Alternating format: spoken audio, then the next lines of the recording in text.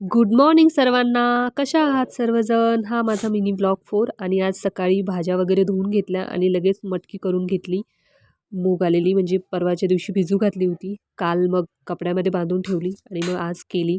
किती छान मोडं आलेत बघा. आणि नंतर मला इडली करायची होती त्यामुळे मी सांबार लावून घेतलं आणि डाळीमध्येच मी टोमॅटो आणि देवडांगरीच्या फोडी वगैरे टाकून घेतल्या, कांदा सगळं आणि त्याच्यानंतर कुकरला लावून दिलं आणि मग लगेच इडली करून घेतल्या. म्हणजे सांबारला लगेच तडका दिला की मग सांबार रेडी आणि मग चटणी तयार केली. कारण का मला इडलीसोबत सांबार, चटणी दोन्हीही आवडतं. आणि त्याच्यानंतर माझा मुलगा हे ब्लॉग्स बनवत होता आणि थोडासा हात लागला की लगेच पडत होतं ते. त्याला करायला खूप वेळ लागला, पण तो आनंदात होता, मजेमध्ये करत होता.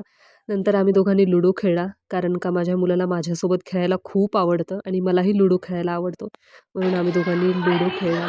आणि मग स्कूलमध्ये महाशिवरात्रीचं डेकोरेशन बघा कसं केलं होतं. आमच्या स्कूलमध्ये प्रत्येक फेस्टिवलला असं क्राफ्टचं डेकोरेशन करावं लागतं आणि हे बेलाचं पान मी बनवलेलं आहे. कसं बनलं ते नक्की सांगा. आणि मग हे डेकोरेशन झालं महाशिवरात्रीच्या दिवशीचं म्हणजे महाशिवरात्री झाल्यानंतर स्कूलमध्ये डेकोरेशन केलं आम्ही, म्हणजे सेलिब्रेट केलं. आणि नंतर घराची शिफ्टिंगही करायची होती, कारण का हे रेंटेड घर आहे ना, इथला किराया खूपच म्हणजे रेंट खूप जास्त आम्हाला होत होता. त्याच्यामुळं आम्ही दुसरीकडे शिफ्ट होणार होतो. त्यामुळे थोडं थोडं मी रोज म्हणजे थोडं थोडं एक एक रूम थोडीशी आवरत होते, बॉक्सेसमध्ये सामान टाकून ठेवत होते.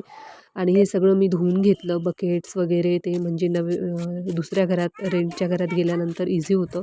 आणि नंतर माझ्या मुलाचा हे होता, स्पोर्ट्स डे होता दुसऱ्या दिवशी.